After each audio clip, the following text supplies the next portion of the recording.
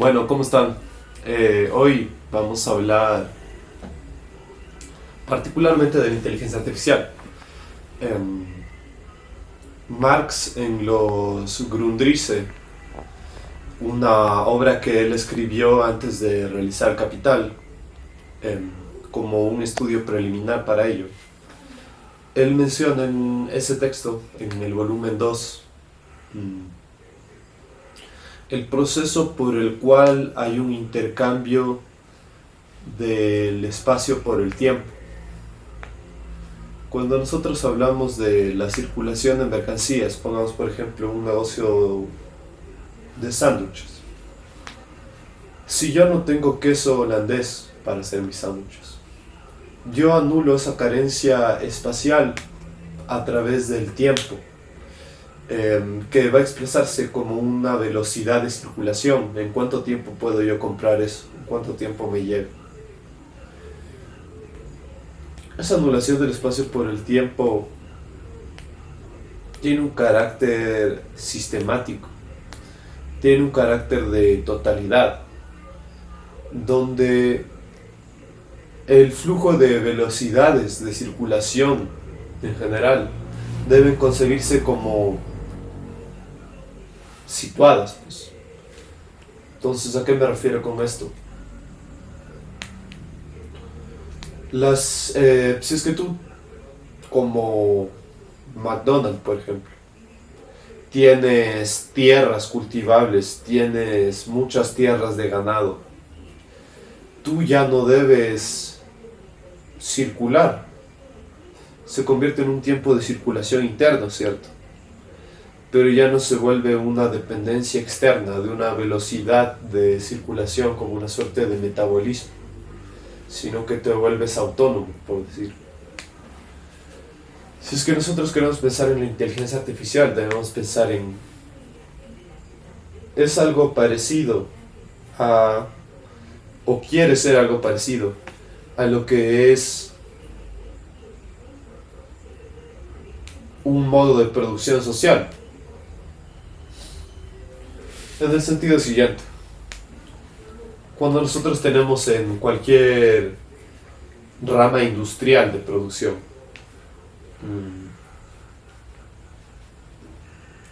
una máquina, esta máquina lo que hace es describir relaciones de producción que estaban ya pues preconstruidas antes de que el proceso de producción inicie. Por ejemplo, en algún sentido la máquina mantiene una objetividad, que es aquella objetividad de sus relaciones internas. Por ejemplo, aquí que podemos ver. En ese sector la máquina es puramente objetiva. Por ejemplo, la máquina de vapor tiene una función que es la de producir el vapor, ya por ejemplo. Pongamos. Su fin, su finalidad es externa. Su fin es un fin práctico, es un fin humano. Su fin no puede dimensionarse desde adentro. Es muy conocido en la, podríamos llamar, teoría de máquinas. No se puede desarrollar un algoritmo que te diga cuándo un algoritmo va a detenerse. Porque para tú saber cuándo un algoritmo se detendría, deberías saber la totalidad de los estados también externos de esa máquina. Porque deberías saber todos los estados de esa máquina. Y saber todos los estados de una máquina no es... una máquina no puede determinar todos sus estados factibles, es imposible aquello. Entonces hay una determinación focalizada, como decir. Y esa determinación focalizada es la finalidad humana, pues es aquel fin que le das. Si es que tú usas un hacha para cortar una pierna, ese fin suscribe al hacha, digamos, está adecuada. Puedes usarlo para otras cosas, pero no puedes usarlo para cocinar, por ejemplo, ya. ¿Por qué? Porque sí tiene una serie de relaciones internas que son objetivas y que encarnan una objetividad, pero a su vez ellas están sobredeterminadas por esta externalidad, ¿cierto? Entonces, nosotros una primera idea que podemos tener es relaciones internas externas. Una máquina concebida puramente desde sus relaciones internas, pues por supuesto que tiene este carácter como mucho más empírico, objetivo. Mm, Podemos tomar dos perspectivas aquí. Una máquina vista, por ejemplo, como una totalidad de partes, donde cada parte tiene una morfología distinta. Por ejemplo, un procesador, una tarjeta gráfica, ya, una RAM. Cada uno de esos componentes es distinto, es distinguido cada uno entre ellos. Pero forman una unidad, ¿cierto? Este tipo de unidad se va a llamar totalidad atributiva, son totalidades corpóreas se les llama. Son totalidades que se forman y que en verdad pueden descomponerse, pero sus leyes internas tienen una objetividad, pues, porque tú no puedes componer un asteroide como te dé la gana. El universo hace asteroides de una forma concreta. Esas son las relaciones atributivas, por ejemplo. En cuanto a otra forma de totalidad, que es, por ejemplo, si nosotros pensamos en un celular, ¿ya? El celular en sí podemos pensarlo como categoría de máquinas, una categoría así. Por ejemplo, celular, portátil, táctil, ya. Todas las que entren en esa categoría son celulares, portátiles, táctil, donde hay uno que puede doblarse, hay uno que, yo que sé, puede meterse en el agua, hay uno que tiene una batería mucho más durable, pero todos ellos entran dentro de esta categoría que se distribuye. Esa forma de totalidad va a ser lo que se conoce como totalidades distributivas. Entonces, nosotros podemos pensar una totalidad distributiva de la forma en la que se pensaban los taxones, ya por decir. O sea, la forma en la que se piensa las cadenas de, por ejemplo, filiales, genealógicas o biológicas, ¿no?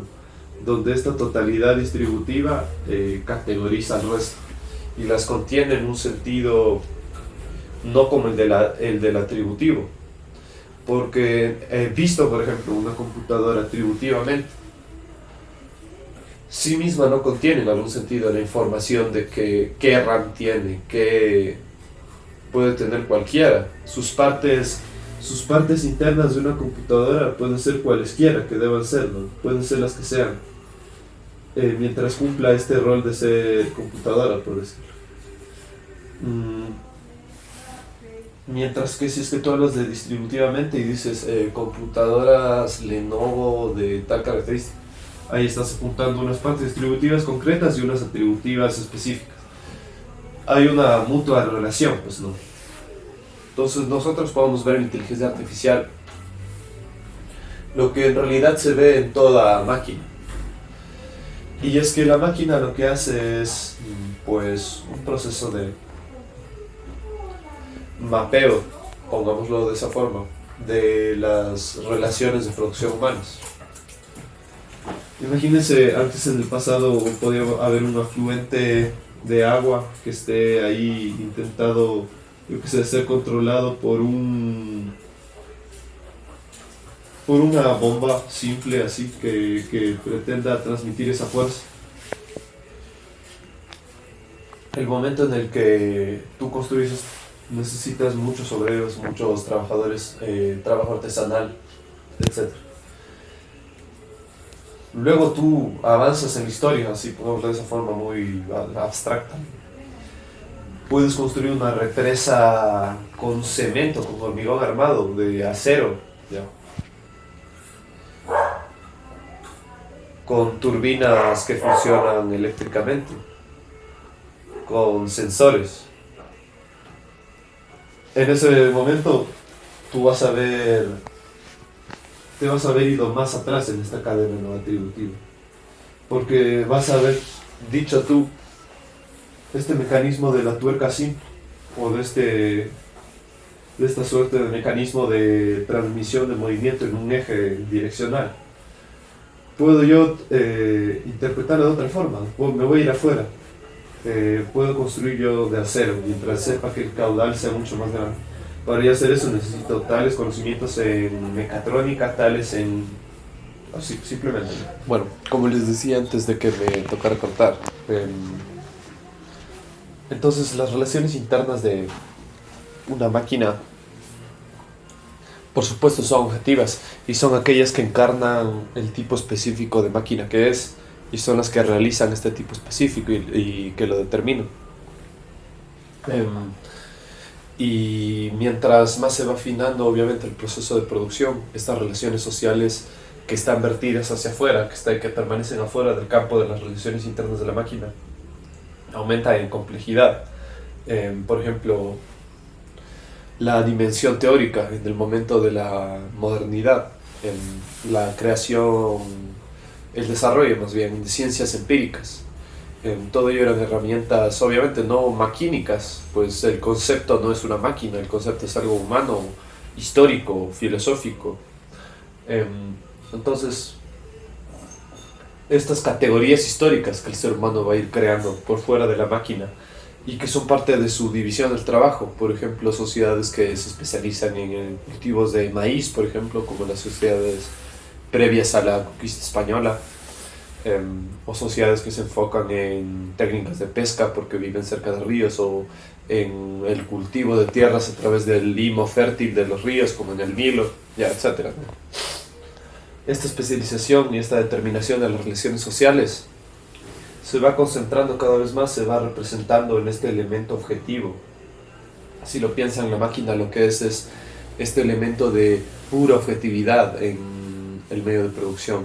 Pero por ser tal, también está totalmente enajenado de toda su externalidad. Es decir, tú puedes, en apariencia, ¿no?, cortar una máquina de su contexto histórico y tomarla solo como operante. O sea, quiero decir, uno puede sugerir que, claro, la máquina por sí misma funciona, o sea, no, claro, este contenido finalístico humano al final parece desde la perspectiva interna de la máquina que es una arbitrariedad que el ser humano toma.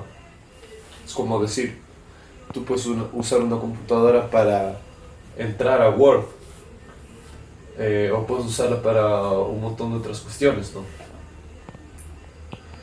Pero la cuestión es, una vez el trabajo es objetivado en la máquina, el ser humano se vuelve reemplazable.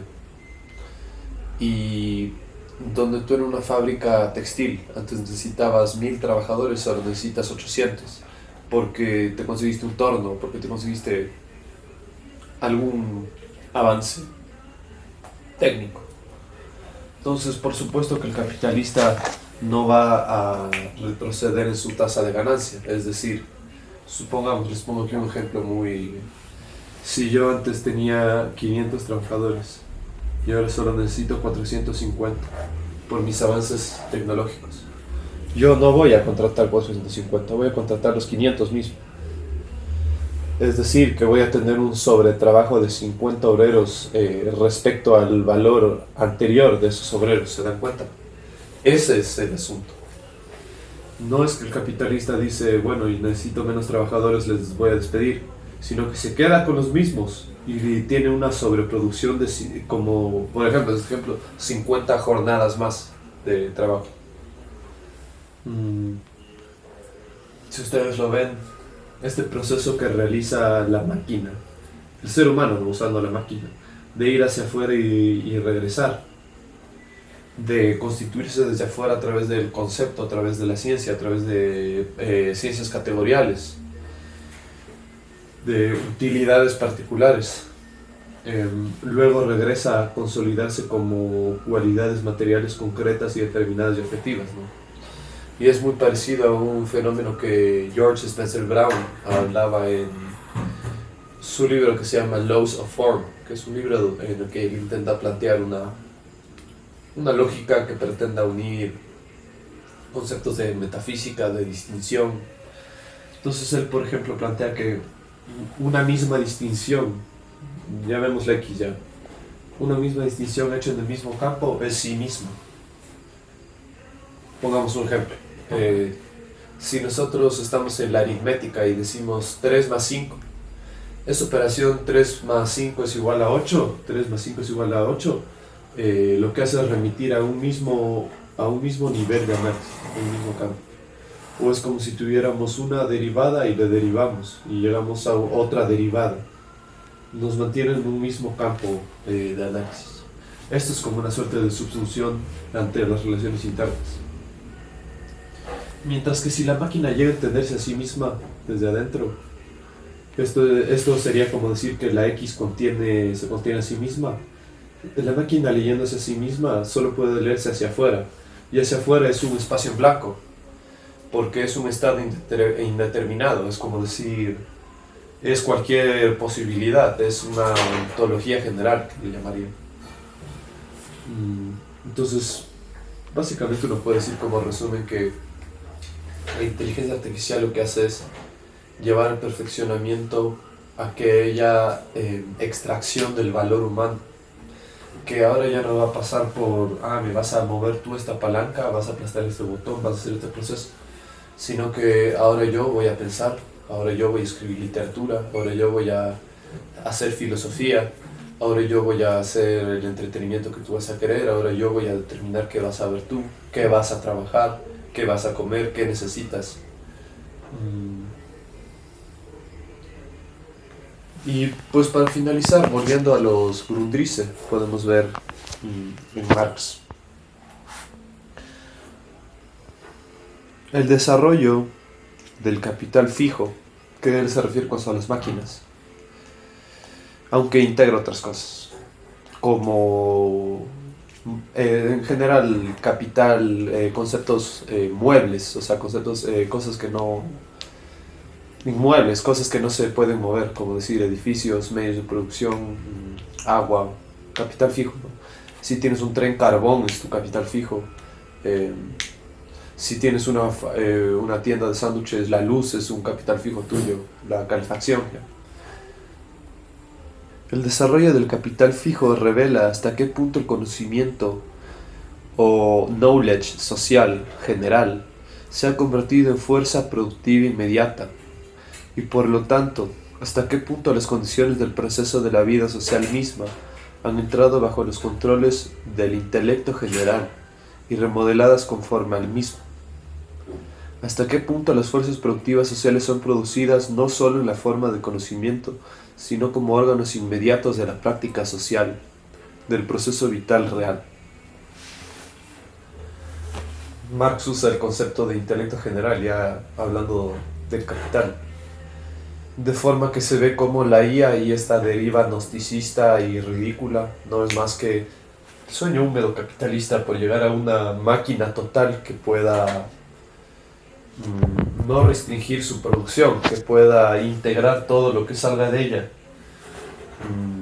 En realidad, una suerte de cibernética diabólica. Entonces, en el fondo sí, la inteligencia artificial es un deseo de construir al ser humano sin el ser humano. Es como dar vida a algo muerto. Es justamente pretender ser Dios cuando no puedes solucionar ni las carencias estatales, no puedes dar buena educación, no puedes controlar el clima, cuando en realidad tu vida es una mierda socialmente. Pero esta clase capitalista quiere llegar a la hipermáquina y por ello todos debemos estar condenados.